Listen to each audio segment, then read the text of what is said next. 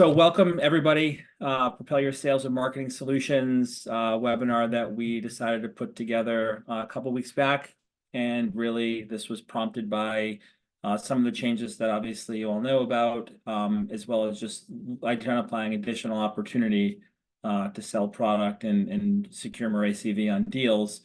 I had personally been asked to run some demos for some of the teams on account engagement specifically, and it really prompted us to think about how we could support the teams better, and really make sure that you have the tools needed with some of the changes that have come up. So we will dive in.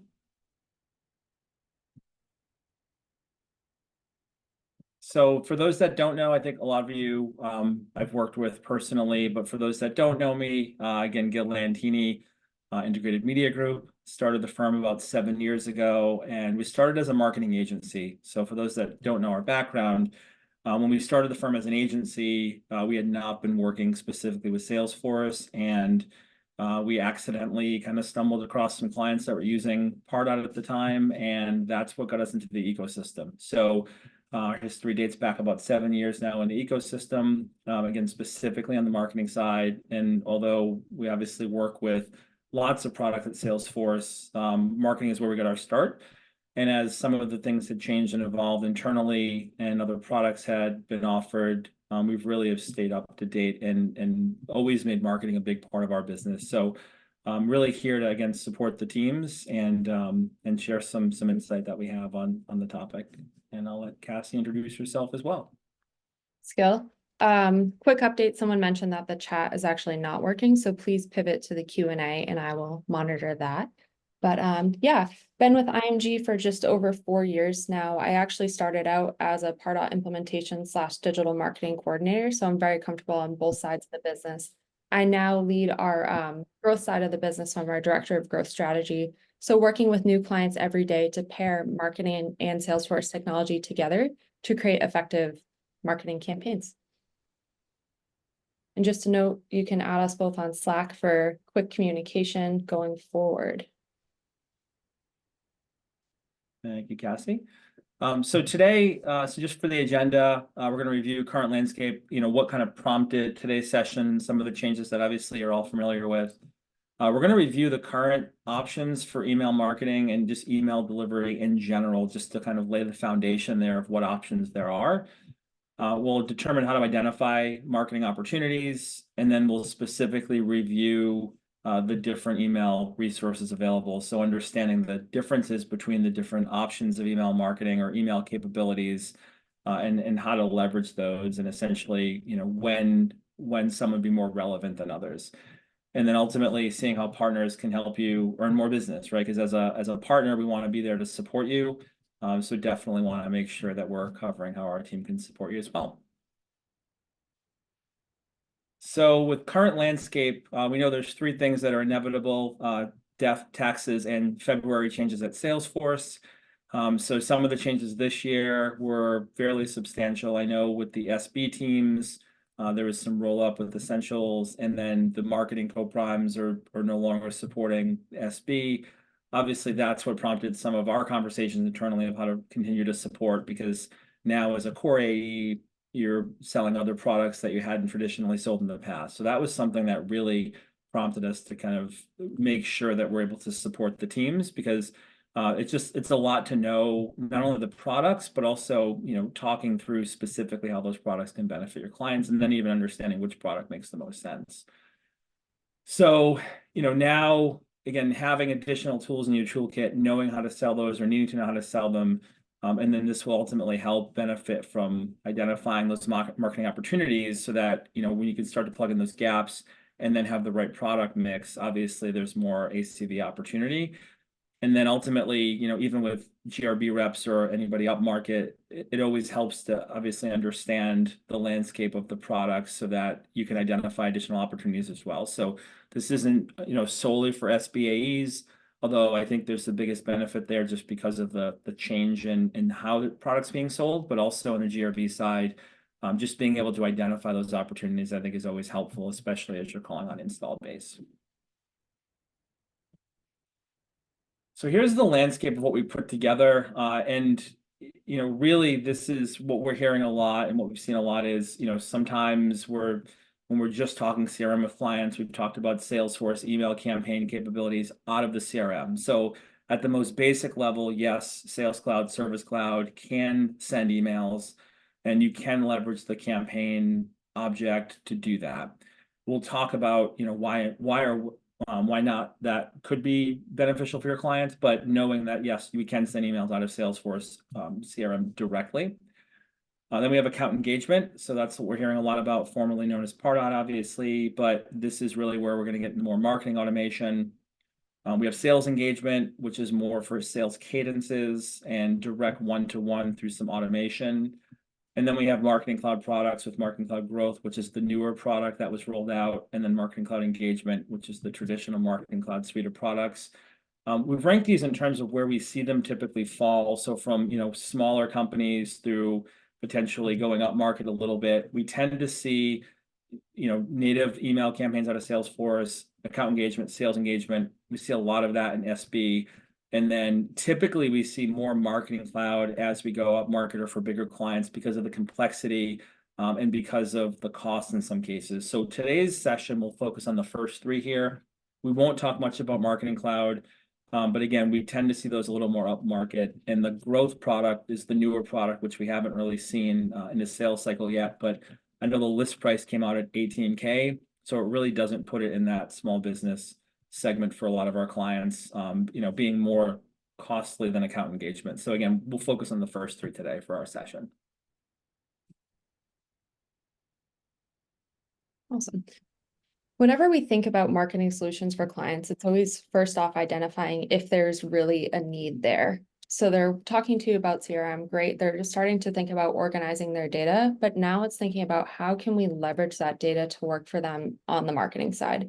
So whenever I'm having discussions with clients to help identify their needs, there's one golden question that I always start with, and that's how do you get your leads today?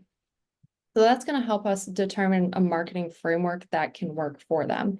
So I'll kind of jump to the next one here. So if you're running paid ads, do you have a process in place to automatically nurture any warm leads that come in? If you're generating cold leads through like inbound campaigns on your website, for example, are you nurturing them automatically, or are those all manually nurtured by sales reps? So it's important to have a strategy for new leads, but also think about the existing leads or customers that are in your database. How often are you communicating with them today? So thinking through these questions, do they have a current email service provider? Are they actually sending frequent marketing communications to their prospects today? And do they have a list of tasks that they have to do manually that could be automated through a tool like account engagement? So kind of identifying those throughout your discovery process will help identify which tool may make sense for the client. We'll dive into the specifics a little bit more. But at a high level, email marketing is relevant for any point of the marketing and sales funnel. It's not just relevant on one side or the other. It can help throughout the whole buyer and renewal journey. So email marketing can help build brand awareness at any stage of the funnel, qualify leads that may come in through a variety of different channels to help sales. And you can, again, automate those manual processes. So if your team is stuck sending one-to-one check-ins, how can we leverage marketing tools to help automate that process? And of course, scale outreach. Take processes that are working well on a manual outreach now and scale them with automation so that your team has more availability and bandwidth to help source new cold business. I think too, when we look at having the conversation on email and email marketing, it's really an opportunity to talk about revenue generation, right? So a lot of times we're selling product based on the need to consolidate data, consolidate systems, become more efficient, which obviously saves time and saves money. But when we have the marketing conversation, it specifically is something we can point to generating revenue, right? So, while there's an additional cost for some of the tools, having that talk track around generating revenue, leveraging those tools can really justify the total investment.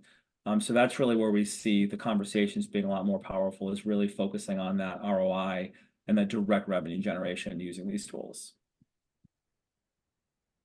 We can start to dive into the tools, Gil, if you want to get started with native sales. So first, so native Salesforce emails, obviously, again, we can send emails out of Salesforce.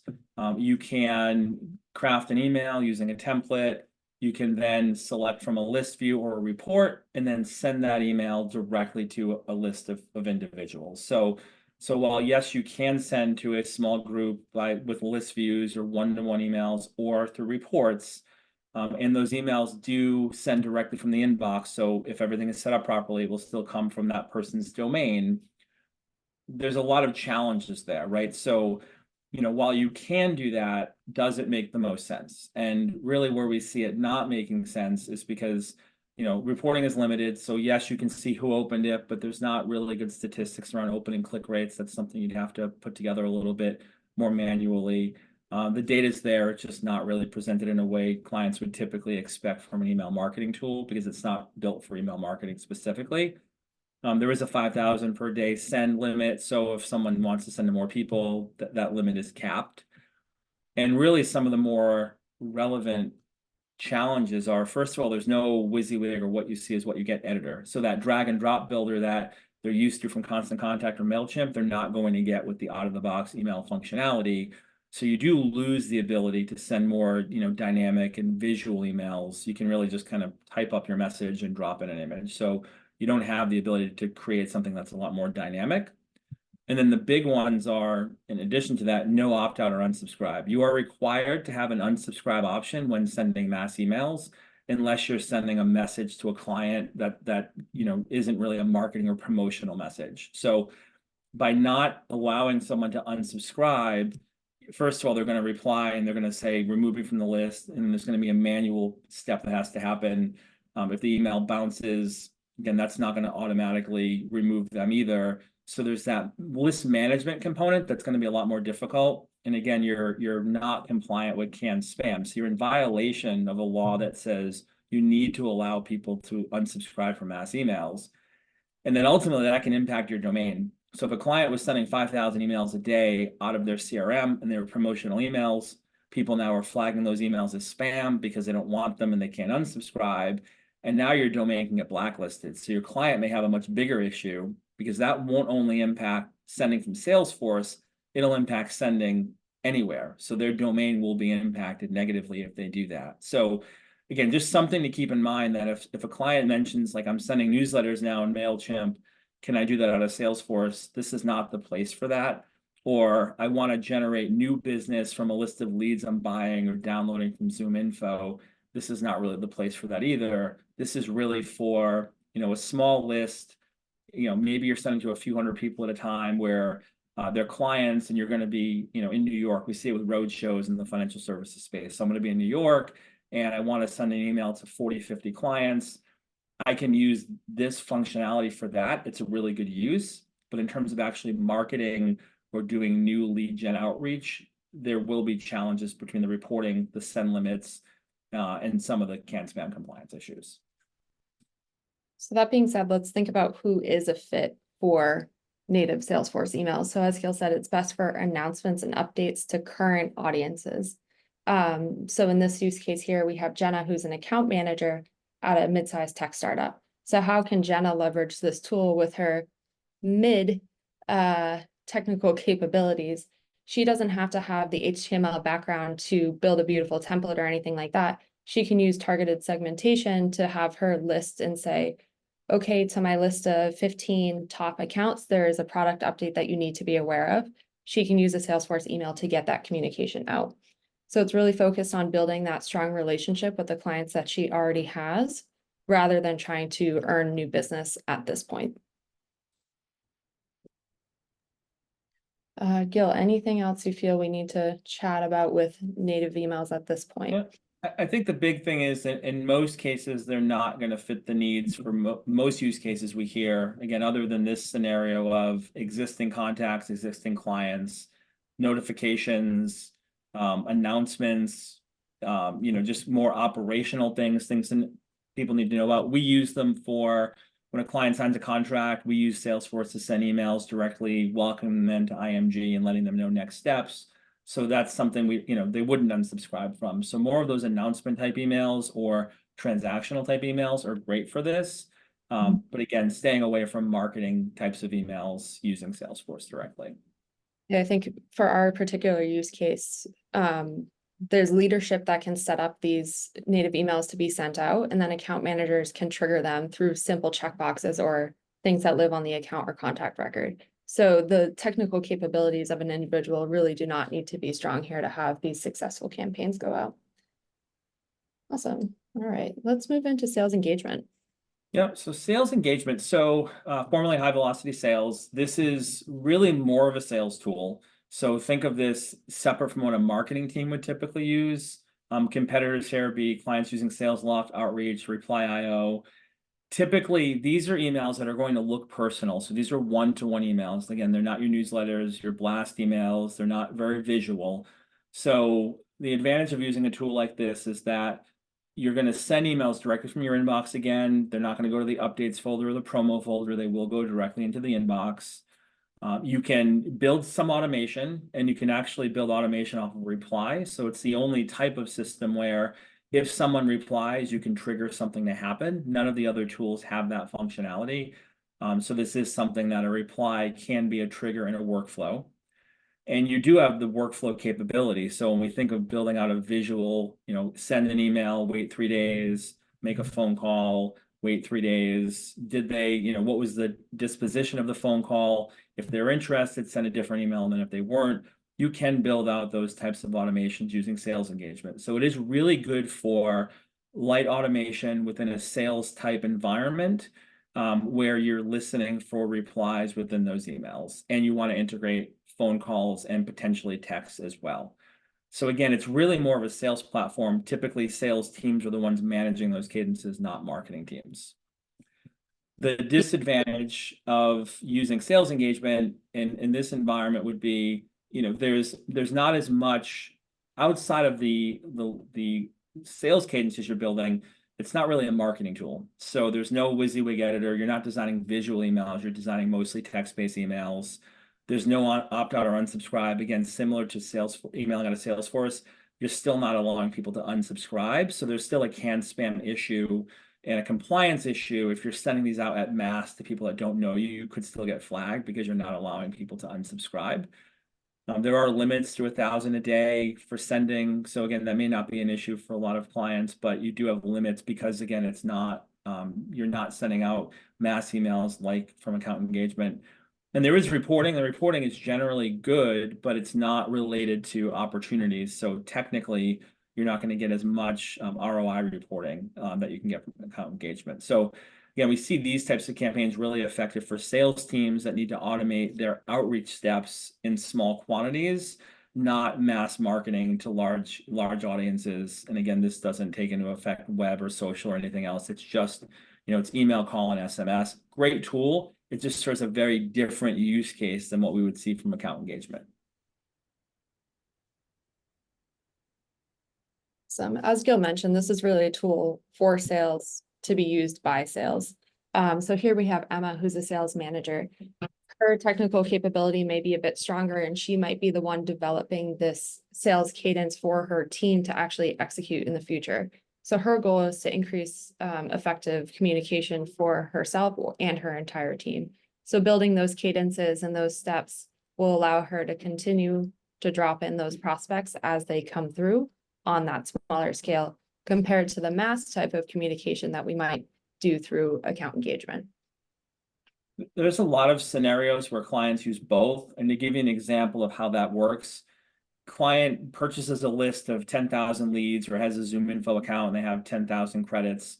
They drop those into account engagement. They nurture and they gauge interest in account engagement. Then they take the individuals that show some level of interest and they put them into individual sales cadences using sales engagement from the account executive.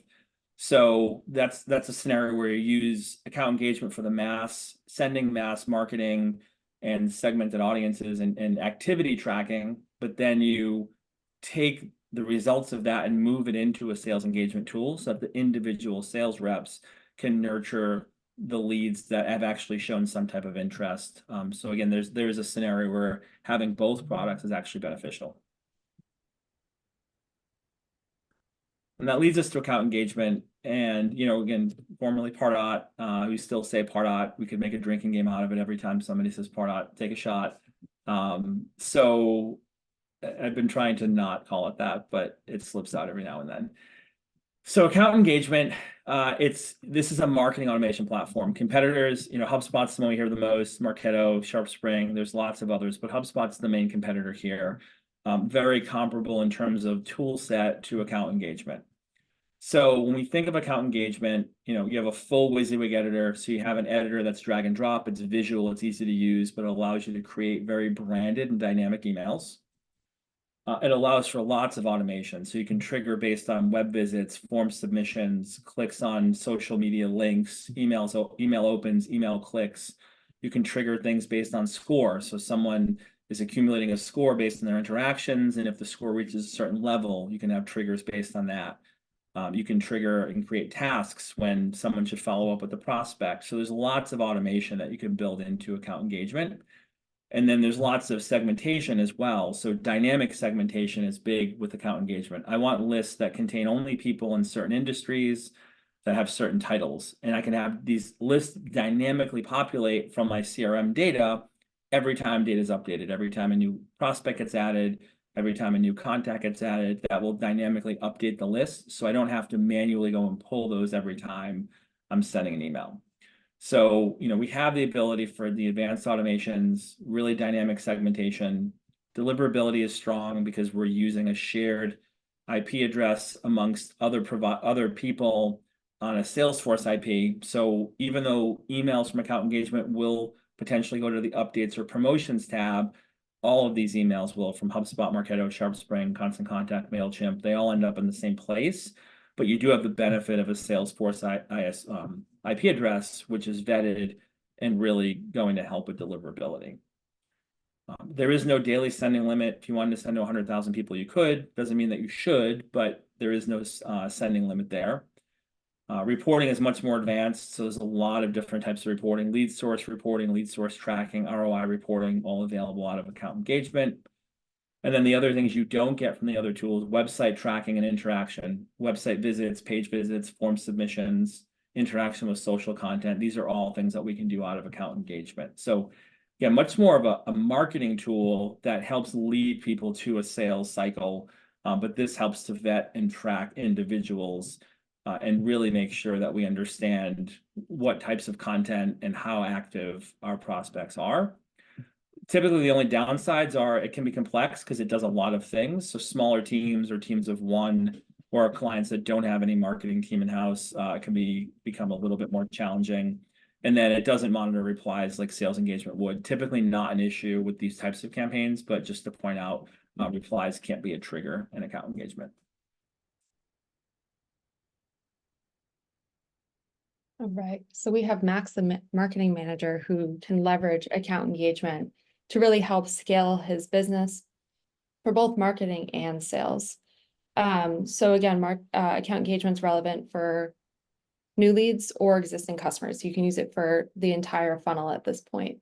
So Max's goal might be to qualify leads and drive upsell opportunities for his team. He can do that, but as Gil mentioned, it takes a little more legwork in the beginning to set all of those campaigns up. So with a stronger technical capability, Max will be able to set up one-off campaigns, evergreen campaigns, newsletters, everything in this one tool, on top of the additional capabilities like form integrations, landing page building, social interaction, website tracking. So there's a lot that this tool can do. So it can replace those who are using Constant Contact or MailChimp to maybe just send out a monthly newsletter at that point. At this point, it can certainly do that, but it can do so much more. And keep in mind too, we have a lot of people that will say, well, I'm not just targeting leads, or I'm not using this because I don't generate new leads. I have existing clients I want to cross-sell or upsell. This is not just a lead generation tool. This is something that lots of clients use specifically to go after existing accounts where they just want to offer different products. So this is not something that has to be used just for new lead generation. Absolutely. So account engagement is definitely our preferred tool here, just because of the vast capability that it does have. So the big thing I like to note when we're communicating with clients is features tell, benefits sell, right? The old sales note, but features can potentially overwhelm a client when we're talking about everything that this tool can do. So instead, I like to position it as how can it directly benefit and impact you. So some of our favorites, like website tracking. So this gives clients the ability to convert website visitors to actual customers and see what pages they're visiting on the site. Landing pages. How often does a marketing team need to develop landing pages for an event or a paid ad campaign, but doesn't have the resources, technical know-how, or web team availability? We can use drag and drop templates to build our own landing pages without having to bug other resources. Dynamic lists, I think, are my #1 favorite tool in account engagement, mainly because you don't have to spend the time scrubbing CSV files or pulling together these proper reports. You can just utilize the information that you've already organized in your CRM to pull together these really quick sending lists and suppression lists. Lightning Builder is the new drag and drop builder that's available for email. Super easy to use. You don't need a design background. You don't need to understand how to use HTML. It's literally drag and drop colors and elements together to build beautiful templates. The Engagement Studio is the robust automation builder. Again, you can use those for cold leads. You can use those to upsell current clients. The communication can be tailored to whatever the current need is. And then reporting is extremely strong here. So specifically ROI reporting, you can indicate the impact that a specific marketing campaign has had on an opportunity. So you have direct insight into what your campaigns are generating for you. So let's kind of look at them all together here. So there is a time and place to use native Salesforce emails. That time and place is not to really generate new business or to be used for marketing efforts. Sales engagement is, again, more for that one-to-one style communication. I think the biggest benefit is that monitor reply. So as Gil said, we can use account engagement to vet a lot of our leads. When they become that more qualified lead that's ready for a one-to-one sales engagement, it's great to have that insight that John Smith has now replied to my campaign, and sales can use that to their advantage. And then account engagement, we believe, has the maximum capability here beyond the standard email capabilities. The one thing that we miss out on is the monitored replies, but again, for what we're doing for most of our clients, that doesn't make a difference. Send limits are technically unlimited with account engagement. You can purchase as much as you need. And yeah, best reporting here as well. So really where partners can come in, I think, again, as you look to have some more support potentially within the email marketing tools in general, especially account engagement or marketing cloud, if those tools come up, I think there'll be a little more of a dependence than probably in the past. And really what we've seen is, again, we've done some light demos. We've done some, deeper discos. So if there's an SE not available, for example, or there's just not a general comfort level with demoing the products, yeah, definitely something we can help with. We've done it several times in the past now, over the past month. But in general, feel free to, I think, leaning on a partner here a little bit more, just until you really get comfortable with how the tools work, because obviously the last thing you want to do is answer a question specific to the product that may or may not be completely painting the full picture, right? So we know we want to set clients up for success. So if there's some clarity needed on just how specifically these tools will work or which ones are the right fit, lean in a partner for that. And from our perspective, last year alone, we worked with over 200 clients specifically on marketing implementations. We did over 600 implementations in total. So we're really seeing a lot of what's going on in the small business space. So we want to bring that experience to help answer questions that'll help you sell more. And that's really the value we want to bring as a partner.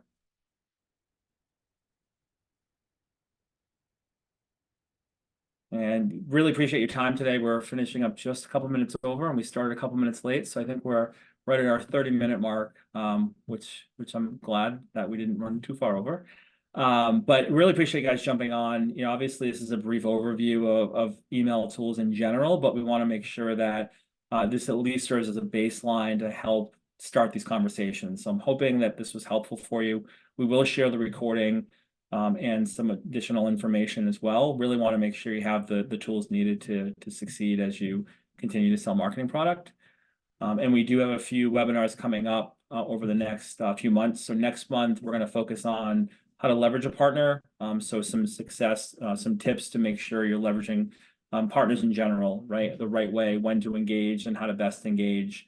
And then in May, we're working on a Salesforce versus HubSpot competitive insights webinar, which I think will be really exciting as well. So we'll keep you posted on those. But again, thanks so much for joining today. Hope you found the information helpful. And any other questions, just let us know. We'll follow up and get back to you. Add us on Slack, and we can chat there as well. Thanks so Yeah, much, we everybody. did have one marketing cloud question if we want to, answer that one. Yeah, marketing, so I think marketing cloud growth, I touched on it very briefly at the beginning. Because of the price point, from what we're told, it's $18,000 for marketing cloud growth. And it's more than account engagement, and technically it's going to do a little bit less in terms of some of the web interaction, the web tracking, some of the other functionality. I don't know where that's going to fit in the landscape of things to this point, and because we haven't really seen it live, but also again, at that price point, it already being more expensive than account engagement. I feel like account engagement just makes more sense as of like where I stand today. That may change as some of these products evolve, because they will change. But I do think that that's something that at this point, I don't think we're going to see a ton of it with small business. Again, my opinion, based on what I know about it. The other email tool that we hadn't touched on that some of you may know about is ProSuite. Has an email marketing tool built into it. Again, we haven't seen ProSuite. I know there's some confusion, I think, on what ProSuite even is and does. So there is a light email tool there. I think the limit is 1,000 emails at a time, and you can pay to add more, but it's a pretty small limit. And automation, from what I understand, is based on building flows. So I think ProSuite with the email tool is fine for budget clients because it is a real email marketing tool. But if they want to do any advanced automation and have an easy way to manage that, and again, have web interaction, social interaction, even ProSuite will be play a limited role. If a client is just sending out MailChimp newsletters once a month to a few thousand people, that might be where ProSuite comes in handy. Anything more advanced than that, I think, is going to be too much for what ProSuite offers with their email. Awesome. I think we're good then, Gil. All right, we got to all the questions. Still wrapped up pretty much on time. And yeah, thanks so much, everybody, for joining again. We'll send the recording out, and I look forward to seeing you again soon. Thanks, everyone. Thanks, guys.